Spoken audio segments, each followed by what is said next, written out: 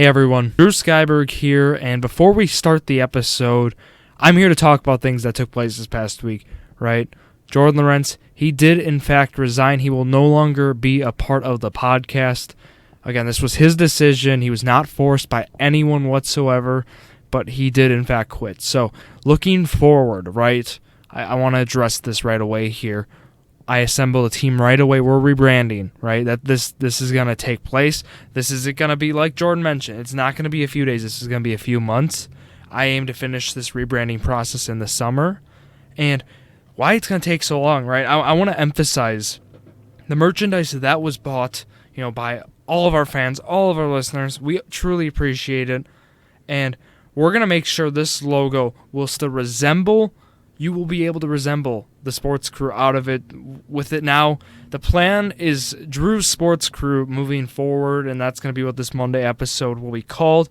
However, the podcast being titled Jordan and Drew the Sports Crew, that's going to be here to stay for a few months, so just keep a lookout for that. I understand it might be confusing, but that's how we're rolling right now. And yeah, like I said, this came out of the blue. This was last Wednesday, and right now we're doing a little bit of emergency planning right now, and with scheduling, nothing's changing with that. Looking forward, Monday episodes are still going to be there. Friday, Journey to a Million, of course. We're going to still cover high school sports. Robert Schimmick and I, there will be some sort of breakdowns on Tuesdays. Look, Jordan mentioned this best. This is a new beginning. We're not slowing down here at the Sports Crew, Drew's Sports Crew. Still a lot of big things coming forward. We have some live shows planned in Oshkosh, Menominee Nations Arena. There's some information that will be released next month regarding that. But overall, I mean, this isn't an easy decision for any party, right? And I know we mentioned with Jordan, this has been tough, right? He mentioned this was something lingering on for him, right? Right now, we're looking. This caught everyone off guard, right? Myself included. I got a day notice before the public did, so we're gonna do something this week. We're gonna remember Jordan, for the work he did here. Again, he's still, one of my best friends, and that's not going to change. Lastly, you might be wondering, what is the future of Drew's Sports Crew? And I have your answer. As I said, in the 1-year anniversary, the sky's the limit. I am going to do everything I can to make this the perfect podcast for you, and I have a team that's going to help me do this. I have Zach Roush with me, Jared Valesky on my side as well, the Journey to Million squad, and then also Robert Schimmick is there right with me as well. And then I have other guests. I've had a lot of support. Bernie Van Den Heuvel reached out. He said he can be a fill-in guy. And then I also had some other guys such as Lewis. He was on episode 56 with me. But to wrap up here, this podcast, it's lasting forever. And that's not going to change no matter what happens here. And, this is just another bump in the road here. And with that, let's go here to episode 57 of Drew's Sports Crew featuring Bernie Van Den Heuvel right now. Welcome to Drew's Sports Crew, episode 57. We are here now, and I got on Bernie Van Den Heuvel with me for along the ride this episode. So, Bernie, how are you doing on this Sunday evening? I'm not too bad. I just finished up a track meet. Went really well. It was kind of chilly, but we're doing good today. We're doing good. Yeah, that's awesome. I heard some good stuff about it, which we'll get to in a moment here. But yeah, thank you all for listening to that 3-minute segment I aired roughly before this episode, just explaining what's going on. But we got Bernie Van Den Heuvel on, and that's what matters. So, with that, we got to get into some of our, segments. Of course, you got to sub to the YouTube channel as well before I get to those. That's a must. That is, you'll find Bernie's College Athlete Spotlight on there, and you'll also find Gideon Kane's College Athlete Spotlight on there. And with that, we'll transition here. Those are our shout-outs of the week. Both of those gentlemen, they participated in a track meet at Whitewater on Sunday, and they took care of business. Bernie Van Den Heuvel, the new guy on the block, PRs at Whitewater, and then Gideon Kane, he does what he does. He breaks school records, he breaks records, and just more of that, right, Bernie? So would you like to explain a little bit about how that track meet went? Well, overall, it went really well. One of my hurdling buddies, who we shouted out before, Jacob Kelm, he moved up on our all-time leaderboard to 6th place in the 110 hurdles. Gideon Kane again broke the school record in the hammer throw, throwing over 53, which is incredible. He's pretty much got most of the records. So, I mean, the GOAT, if you will. But everyone else did really well today. More people moving up on our leaderboards. One of my friends, Sabrina Moore, moved up on in the 100 dash. So a lot of people making big gains out there. Big gains indeed. And, what a time to do it. A lot of schools in the WEAC were there, right? So it wasn't just the NAC, right? Correct. That's So Stevens Point was there. You were there. A bunch of other schools. So it was a good mix. It was a good mix. Awesome. Yeah, sounds like good mix, like you said. And with that, let's get into the stats of the week. Bernie, you're gonna love this. So we're gonna go through some stats here. Starting with Brewers and Cubs. Got a little heated at Wrigley Field this past week. It should have been 4-game, but was a 3-game series.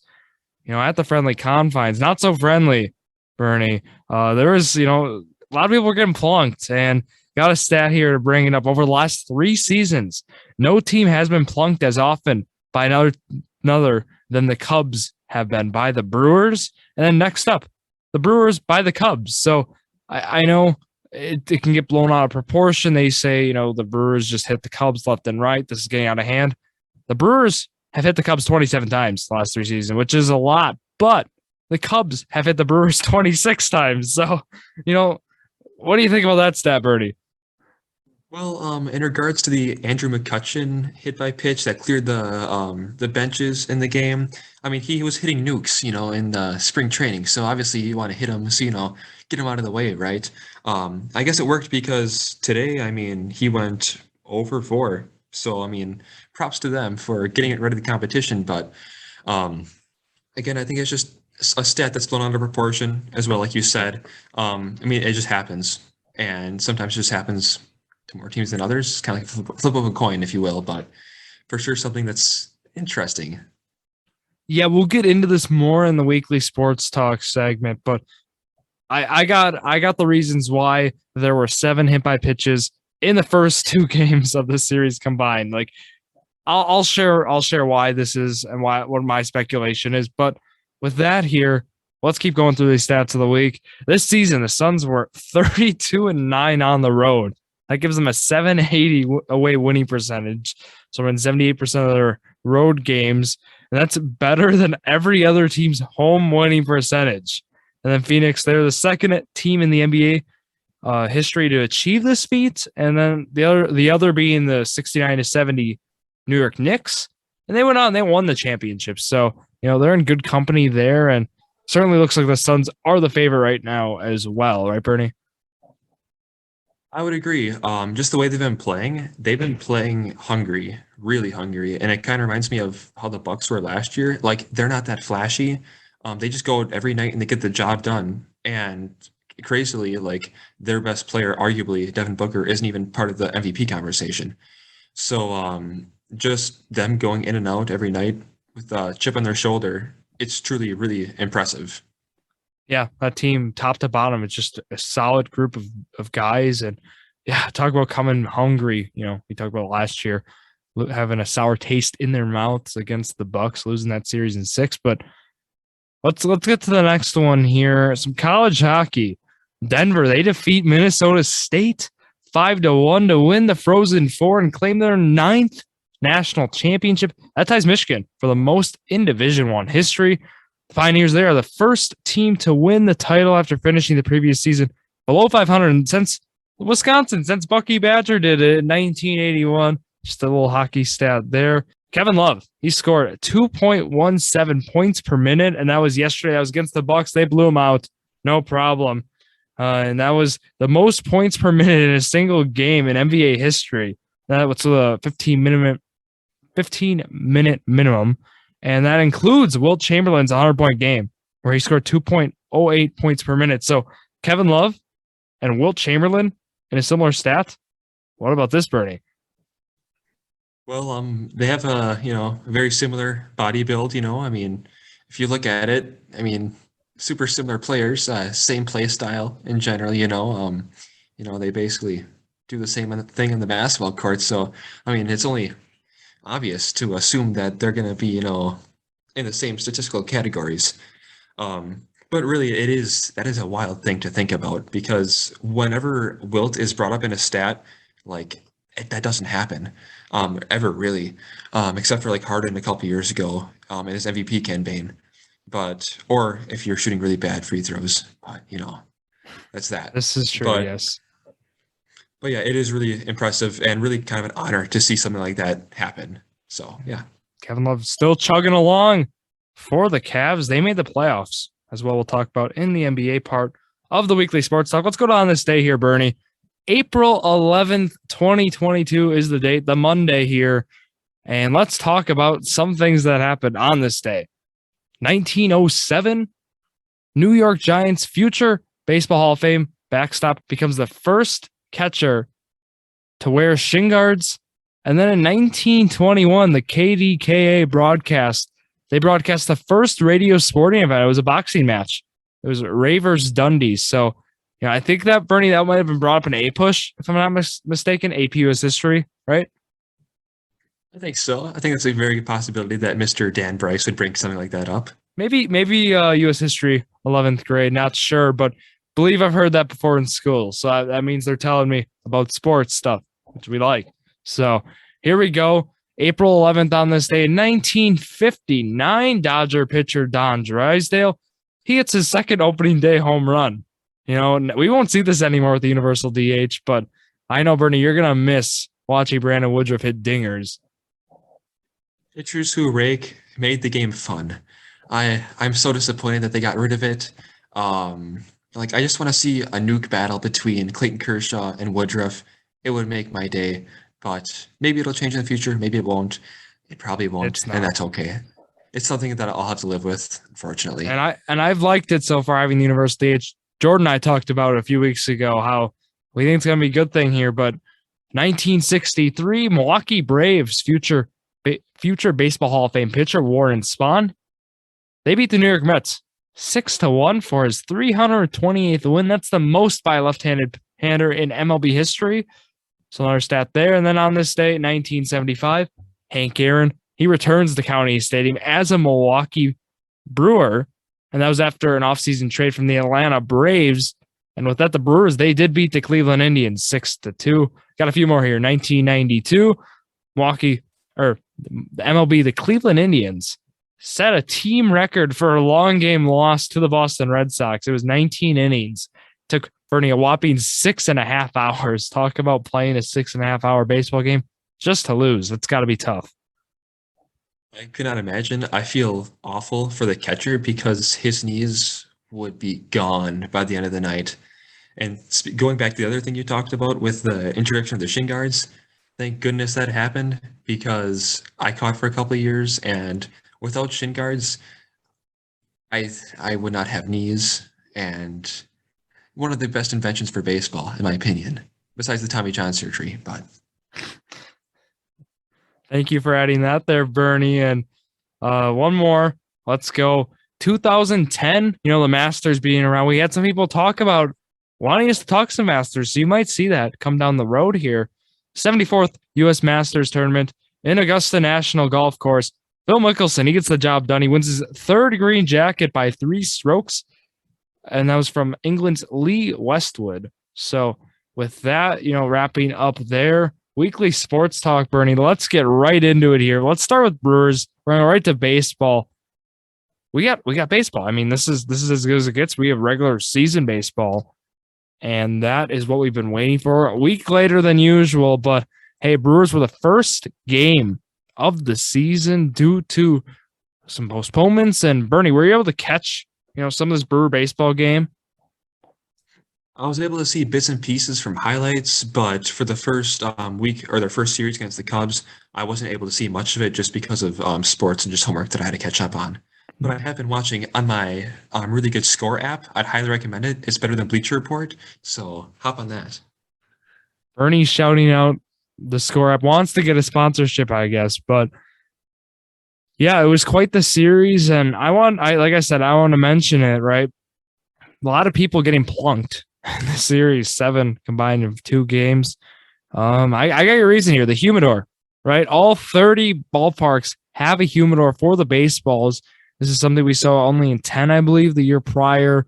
And then it was especially Coors first time in 2002, We saw then Arizona implemented in 2018, right? This humidor, what it does, it makes the baseball, it's hard to explain it here, less bouncy, right? It's gonna like kind of limit that property of the baseball, I guess. Bernie, this is more of your cup of tea or with your physics knowledge, but yeah. So what's going to happen is the baseball is just, it's going to make the ball travel, not as far. It's going to reduce some exit velo, and that's what studies have shown. We've seen this in Coors, we've seen this in Arizona, and I've even heard some clips and pieces of pitchers talking about it. The ball feels different. I know the Dodgers are a team that have not liked it so far. And Bernie, I guess, you played baseball, right? New baseball, that's always going to cause fits for anyone. I agree. I think a lot of statistics just to match up with just coincidences, but also at the same time, there are times when the ball can be slippery. If you're just not feeling good, maybe that'll play into it. Or maybe it's just kind of like the mojo going into a certain stadium saying, oh, I'm going to get plunked tonight. Oh, I might plunk a couple of people. That might play into the confidence thing as well. So kind of goes both ways, but I can definitely see both sides. Exactly. And that's caused, we saw Corbin Burns. It did not look like Corbin Burns on opening day. It was walking players? What? Yeah, I couldn't believe it. And it was just something we don't see a lot. It's not Corbin Burns-esque, I might say. And then Woodruff didn't look great. That was 7 earned runs. That's the most he's given up since, a start in Colorado, which whatever, in Coors Field. And both of those guys, Cubs take care of both of those pitchers, which was, shocking. I guess that was, but yeah, that 5-4 opening day loss, whatever, right? I mean, it's early. Ashby did get the loss in that game, even though, Cousins served up a bomb in that game. But, we didn't see a home run until game 3 of the series for the Brewers. But yeah, the opening day game, basically, just to point out, Brewers were the first team on the board. And with that, I guess, yeah, Cubs put a 3 spot in on the 5th, and that kind of just was all it wrote. Kyle Hendricks looked great. 7 strikeouts, one earned run over 5 1/3. Ian Happ as well put together a 3-hit game. But yeah, game 2 is, let's not talk about it, 9-0. That was where Bernie referred to, there was benches did clear in that game. Andrew McCutchen, why throw at Andrew McCutchen, Bernie? What a nice guy. You threw at the nicest guy for the Brewers, right? You throw at the nicest guy because he hits absolute bombs and they're just scared of him. That's my insight into this right here. That is some next level stuff. But with that, we go to Sunday. Brewers need a win. They can't get swept by Chicago to start the year.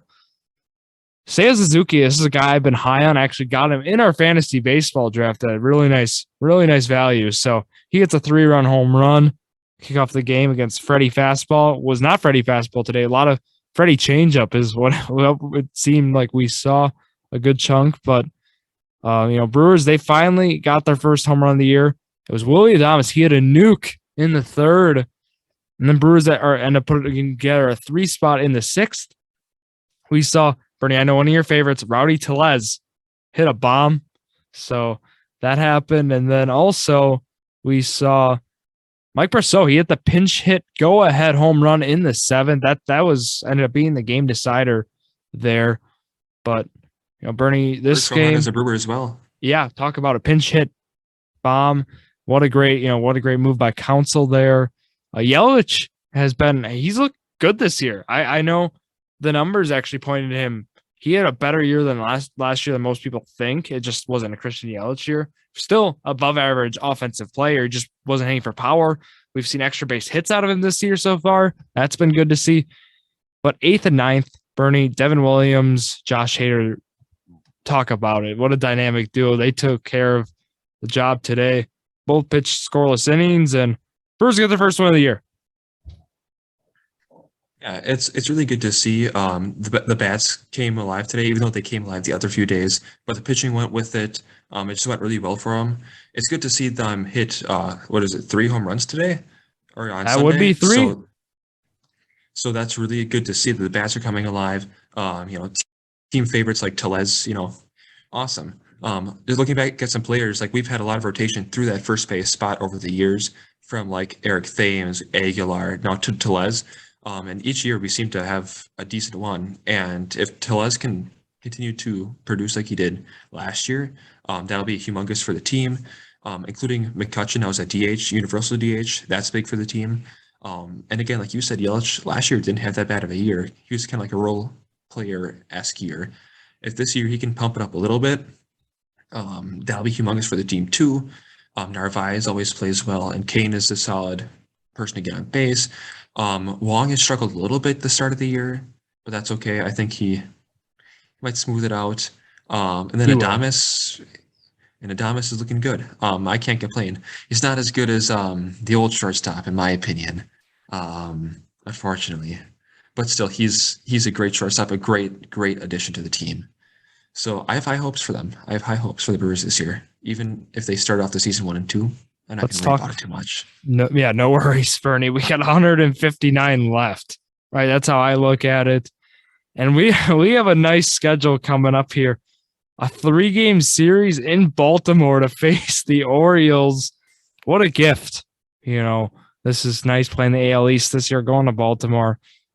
I want to sweep, Bernie. We're going to do our Brewer Prediction Challenge. You're going to be week 1 here, and you're going to tell me what you think they're going to do this week. Are they going to win all 7? Are they going to lose all 7? What do you think? So, Brewers, they got a 3-game series in Baltimore, and then the home opener is then that Thursday against the Cardinals, and they got a 4-game series then with them at home against St. Louis. So, what do you think, Bernie?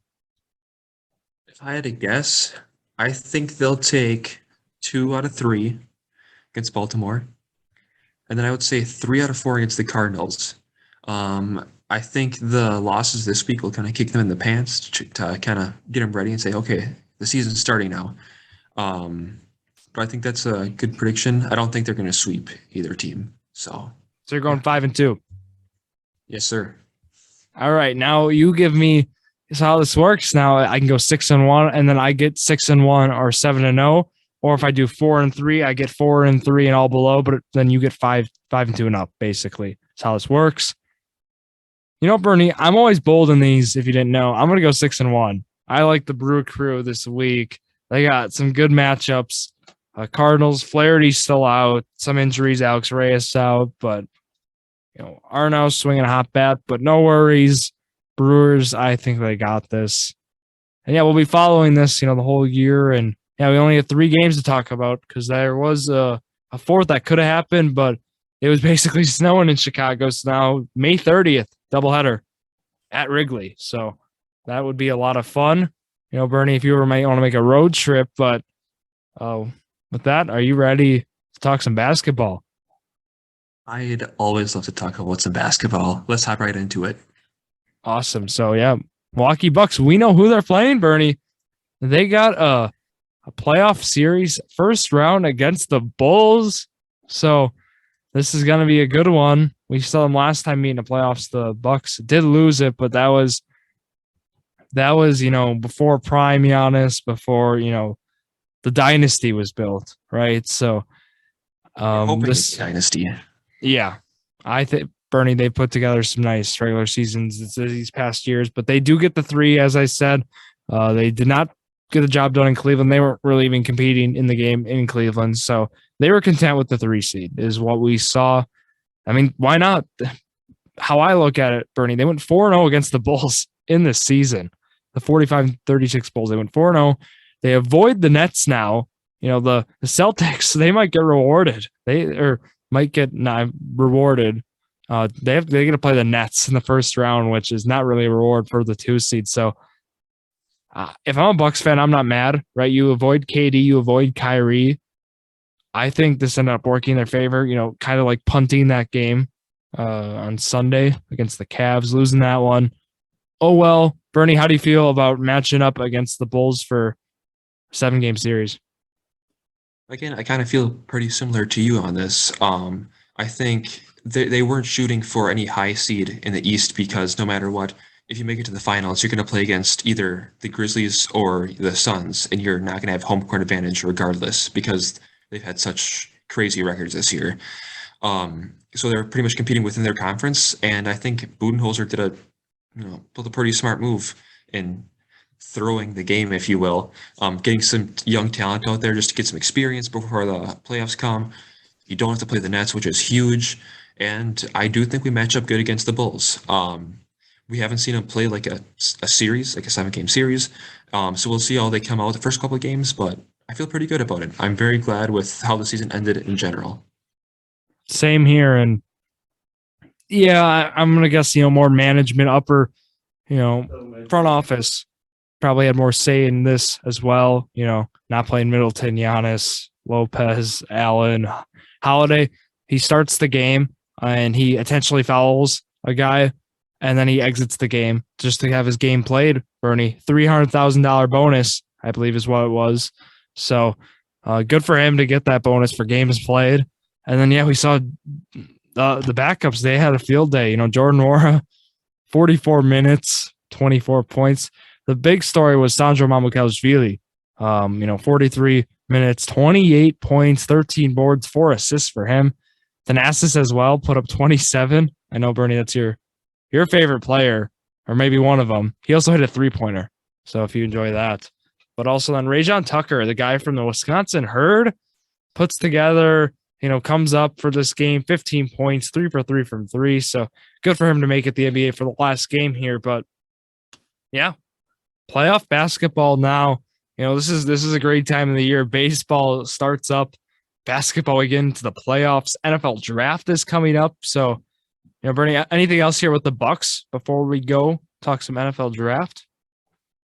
Not really. We kind of touched on everything. Again, end of the season, I think it's great that they got all their players back. They're healthy now. It's humongous that they got Lopez back for the playoffs, just for if they end up against like the Sixers, Embiid-wise. But again, playing these young kids to end the season, get their legs warm, getting ready to play, rest our starters who are going to be fine. So just good end to the season in general. Good end.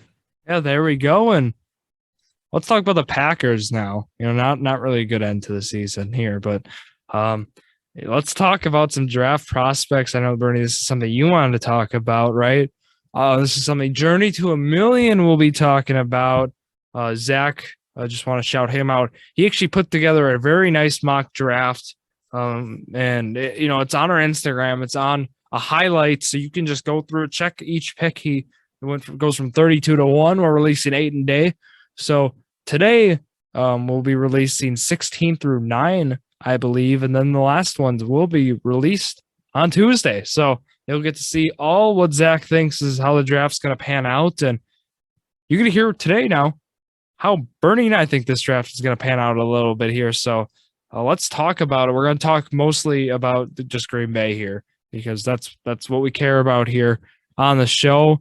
Bernie, all the picks, getting 2 first-rounders, 22 and 28. What's your game plan here? Now, most of the time when I talk about draft picks and mock drafts, I don't tend to look into players so much because it's almost impossible to predict which player is going where.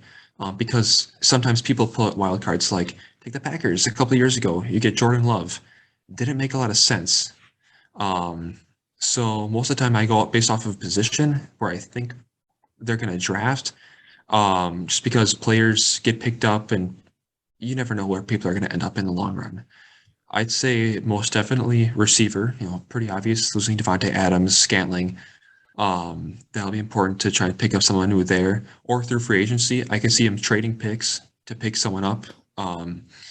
But outside of receiver, I think offensive line, they have to revamp that because on the defensive side, they really don't need anything except for an edge rush and maybe an interior lineman. But that's far down on the list, in my opinion, compared to offensive line and receiver. I think you hit it on the head. I think, if you're going first round, for me, you get receiver or you get a D-line. It's simple as that. Maybe you do one D-line, one receiver. Maybe you go both receiver. I don't know. I think if you do something like that, and then, Brent, I know like you said, you don't like throwing, names into spots, but come on, what receivers are you looking at right now? Watson, Burks, Dotson, I think Olave, right? There's a lot of guys that could potentially, fall into either of these spots? Is there a specific prospect you've seen that you are very interested in? I think Watson and Olave. I think Olave for sure shows a lot of upside. Um, and again, sometimes it's hard to like transfer or like see how talent's going to transfer from college to professional. I know a lot of times quarterbacks they struggle to make the transfer. Receivers in the last couple of years have been transferring super super well. Like Jamar Chase, for example, he played super well last year. The whole receiver class last year um, played outstanding. Um, so I think we're kind of entering a new era where receivers are good out of the draft. Like your top 10 are going to be great. So I think Olave would be a great pick if he drops to us.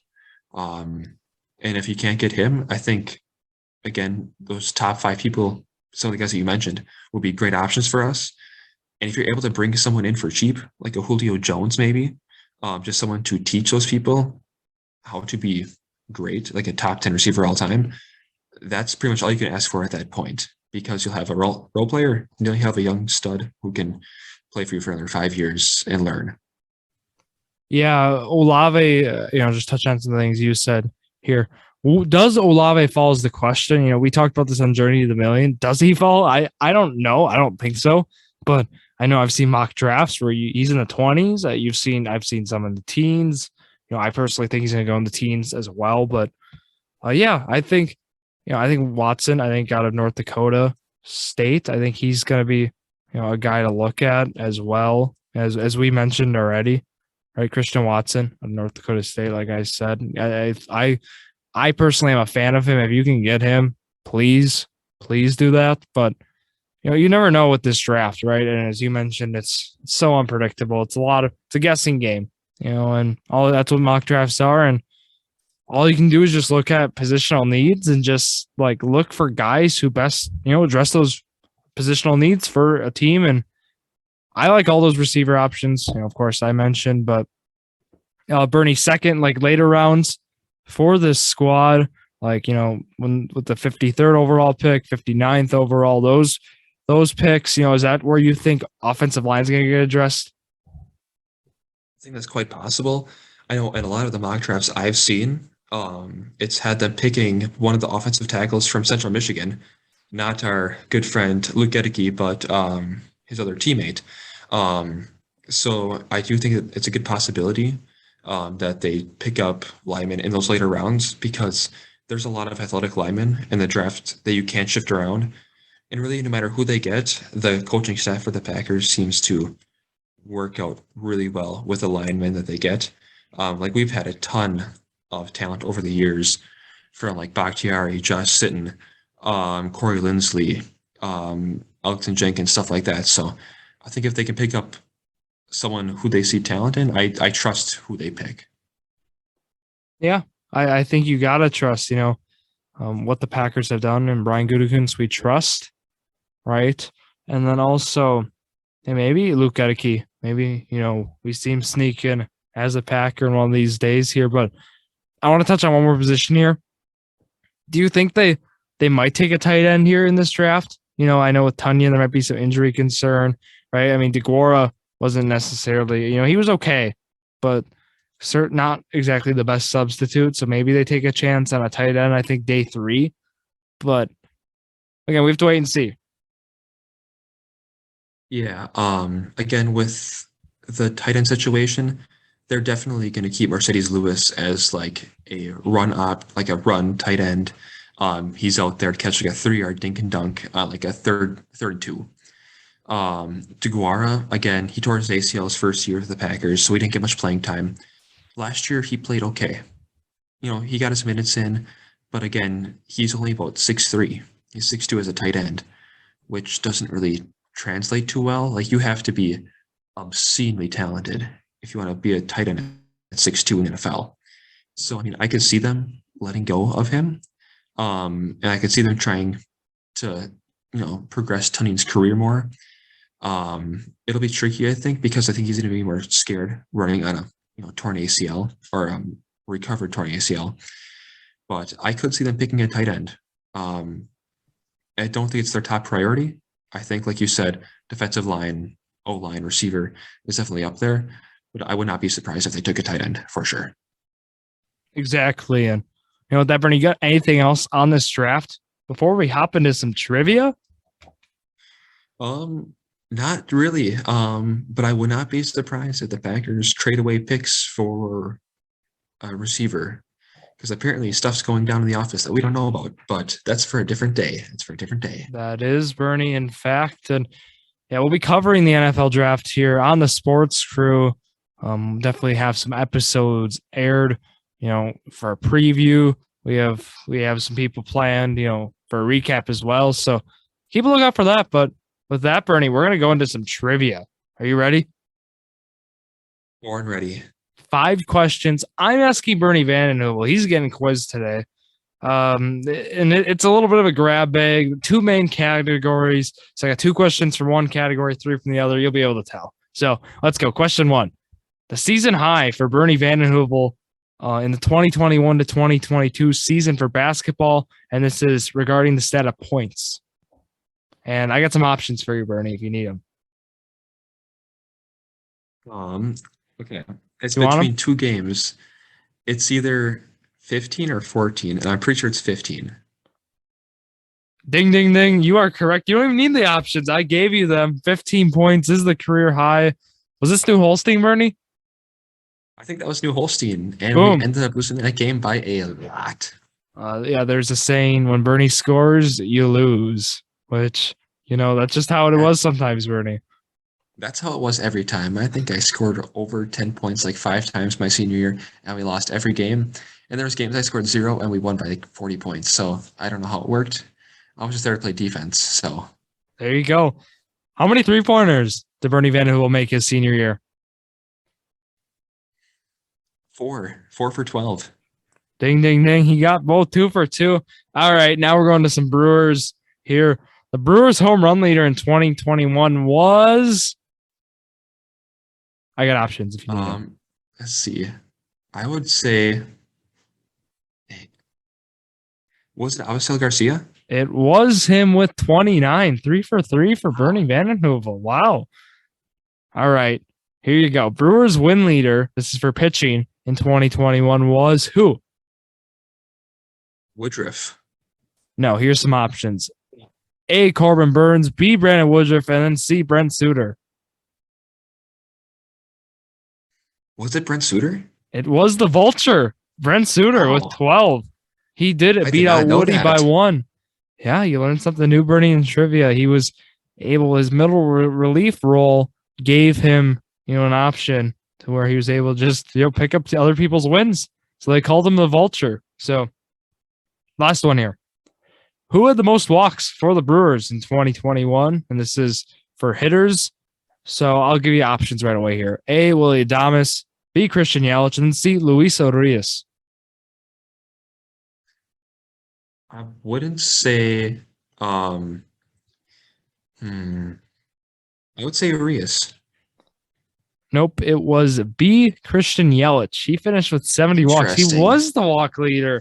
Yeah, that's what I was hinting at, Bernie. Not a bad year. I was looking through some numbers when I was making trivia. I'm like, I know this was hyped up, and I talked about this before on our season recap preview or anything Brewers. I always like to point out it wasn't a bad year. It was a bad year for a Christian Yelich year, but it was not a bad year in baseball.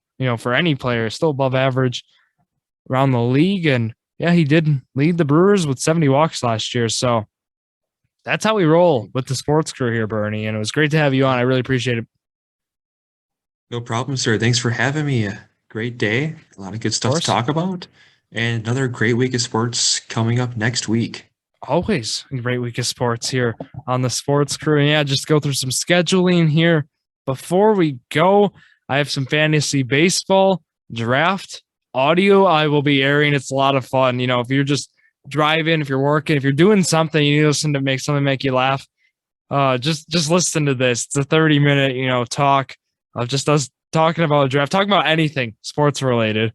Quite frankly, anything in general, right? It was myself, Bernie Van Den Heuvel, Jared Valesky, and then Devin Argel was in there as well. And then Katie Youngbooth joined us along the way. It was just a great group. 30 minutes, like I said, discussing sports, discussing all things. And then Friday, Journey to a Million. We return. We got 2 teams we'll be covering, of course, in the off season. And like I said, check out Zach's mock draft on our Instagram, @JordanDrew_Sports Crew, Facebook, Jordan Drew the Sports Crew, YouTube, Jordan Drew the Sports Crew. And yeah, thank you all for listening to yet another episode of Drew's Sports Crew, the perfect podcast for you.